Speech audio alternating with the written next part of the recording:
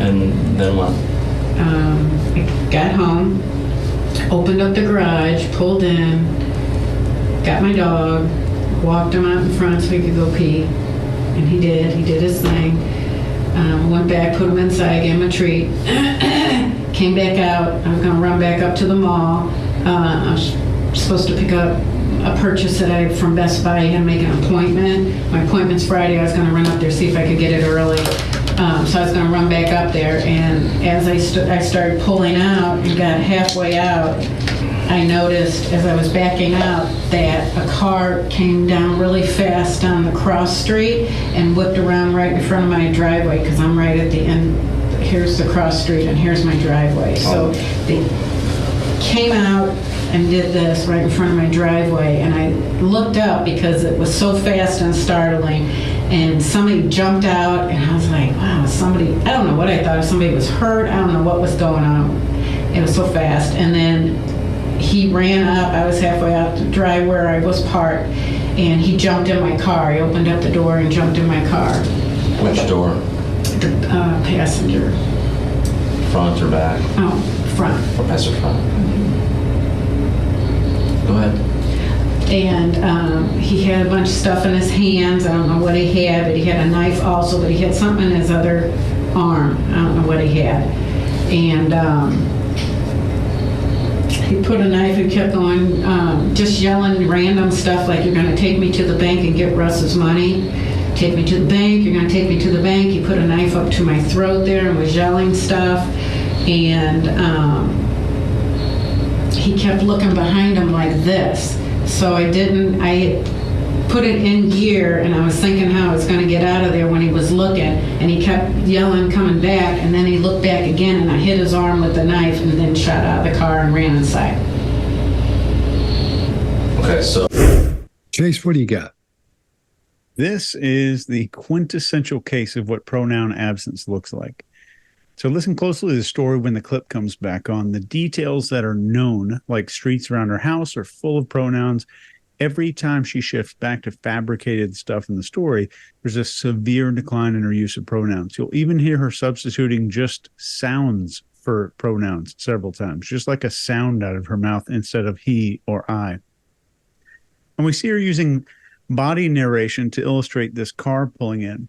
And this will be important to look at later. And body narration is when we use our body, not just to emphasize a point or a phrase like Scott talks about, but just to help describe a location, help to show the movement, the size, the action of an object.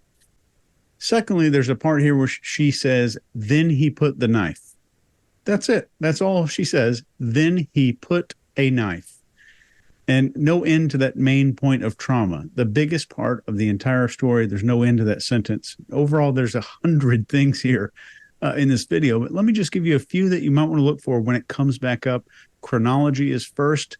Explaining things from beginning to end. People that are being honest typically start with the biggest event, unless, which we don't fully know, someone specifically told her, take me from the beginning and walk me to the end. So the question matters. Next, we have detailed mountains and valleys here. There's a lot of detail about irrelevant crap, and there's no detail about the most relevant things. And finally, there's pronoun absence at all the parts that are fabricated. Scott, what do you got? All right. First off, the story should begin when the action started happening, when she's in the car. All these extra little qualifiers she's got right out of the gate, those are huge red flags. When you start hearing about how you walked your dog, you're going to Target or wherever, and then you came in and gave him a little treat and all that kind of stuff. No, it should start with, I was in the car backing up, and boom, from there. It should start from there. Her illustrator should be a lot bigger, and she should be almost acting out what happened and maintaining that hard eye contact. She's not doing that. She's staying at the right now. She's staying kind of tight. We're seeing illustrators, but they're not as big as they should be when something this dramatic has happened.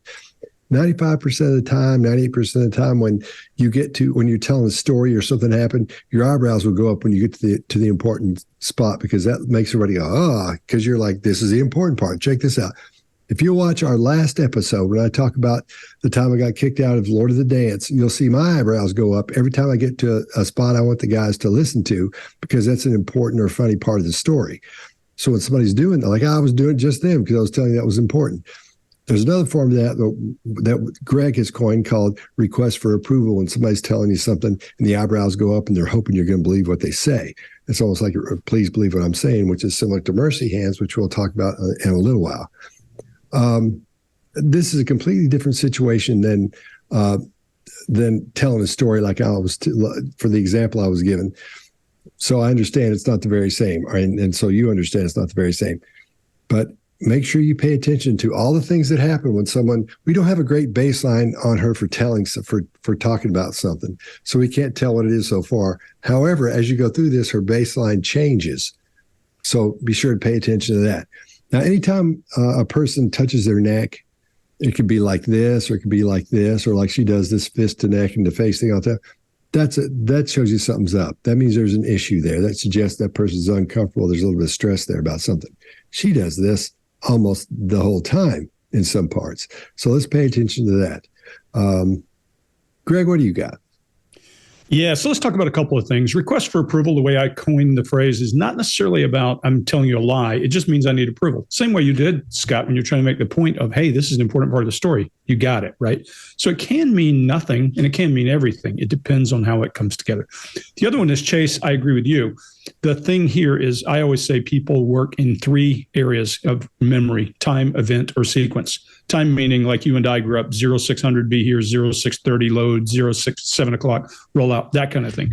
Event is the big chunk, the big thing that happened. If you asked me what I did yesterday, I'd say I rode a horse, and then I'll fill in the rest. But there are people that go detail by detail by detail by detail. They make you crazy. They also are not good at lying because they forget to make up all that detail that they've stored in their memory about taking their dog to pee when it comes to the most important things about a person getting out of a vehicle, coming and doing something. So we're going to see a lot of that with this person. The other thing is, remember, if I'm telling a lie, this is the beautiful thing about interrogation. I'm going to walk you through a cool part of this interrogation, and I'll show you when it happens.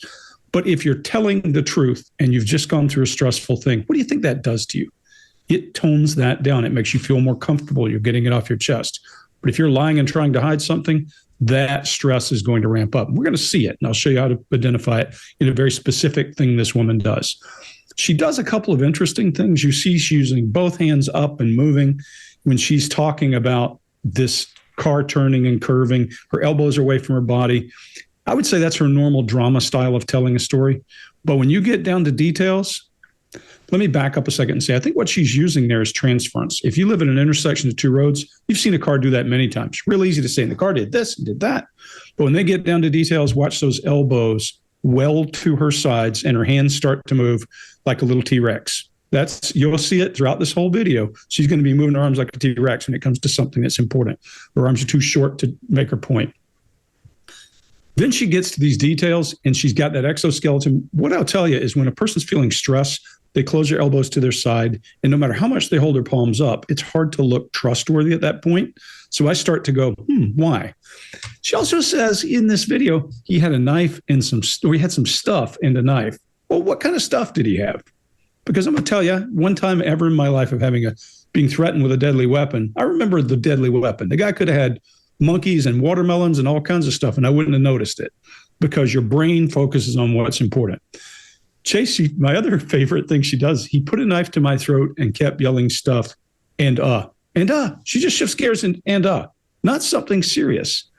A good liar is going to deconflict all kinds of things from angles we always talk about in Liar's Loop. There's a trigger, causes you to need to create a lie. Then you fabricate, and that fabricates when you make up the details. Then sitting privately, you're going to deconflict all those lies before you pitch. But then you find out where you really need to deconflict. So you defend, the person attacks, you deconflict again, and you recreate and pitch. So there's a whole lot of stuff going on. And what we're going to see is stress coming up in these videos that shows us this person has done trigger, fabricate, deconflict, and here's the pitch. Mark, what do you got? Yeah, so as usual, I have no idea who we're talking about here. Never come across this before. I've been here reading all these books, so I'm not street smart. I have no idea, what's going on here. So I'm going to walk you through what happens that I've been reading all these books. Yeah, no problem. Oh, look, a bit of science for you there. Little bit of science. We can go into at some point why the space shuttle crashed due to Fenneman's ideas on that book.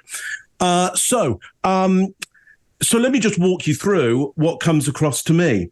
Defeated by gravity already, it would seem, and the hand up to the face, just like you were saying there, Scott. I mean, it shouldn't really cause a problem, but in that situation, it feels like it may well be a barrier. Let's see how this pans out. But immediately for me, in that situation where you maybe want to express yourself, want to get your story across, why are you being defeated by gravity already, and why set up this barrier? Just as everybody's saying, there are some good descriptors there. There are some good gesticulation telling us about the roads and how it all went. But outside of that, one hand drops down and only the other hand goes. So it's asymmetrical and then suddenly becomes symmetrical when we can talk about the geography of the road.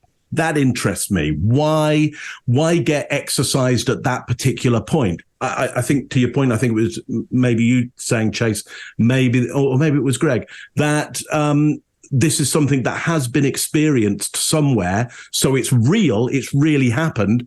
Just like many intersections have really happened in people's lives, and it's maybe been transplanted or sublimated or transferred in some way. So I agree with that. And then at the end of it, hand retreats back to the leg and back to the barrier. So in this context where you'd want to express yourself and get your point across because you want to tell the truth and you want to go, look, let's just get this out of the way so I can get out of here. Why the depressed kind of state there and why the barrier? Let's see. I'll find out as we go along. That's all I got on that one. The eyewitness is you. And then what? I got home, opened up the garage, pulled in, got my dog, walked him out in front so he could go pee. And he did his thing. Went back, put him inside, gave him a treat. Came back out. I was going to run back up to the mall. I was supposed to pick up a purchase from Best Buy and make an appointment. My appointment's Friday. I was going to run up there, see if I could get it early. So I was going to run back up there, and as I started pulling out and got halfway out, I noticed as I was backing out that a car came down really fast down the cross street and whipped around right in front of my driveway, because I'm right at the end. Here's the cross street and here's my driveway. So they came out and did this right in front of my driveway, and I looked up because it was so fast and startling, and somebody jumped out, and I was like, wow, I don't know what I thought, if somebody was hurt, I don't know what was going on. It was so fast. And then he ran up, I was halfway out the drive where I was parked, and he jumped in my car. He opened up the door and jumped in my car. Which door? The passenger. Front or back? Oh, front. Or passenger front? Go ahead. And he had a bunch of stuff in his hands. I don't know what he had, but he had a knife also, but he had something in his other arm. I don't know what he had. And he put a knife and kept going, just yelling random stuff like, you're going to take me to the bank and get Russ's money. Take me to the bank, you're going to take me to the bank. He put a knife up to my throat there and was yelling stuff. And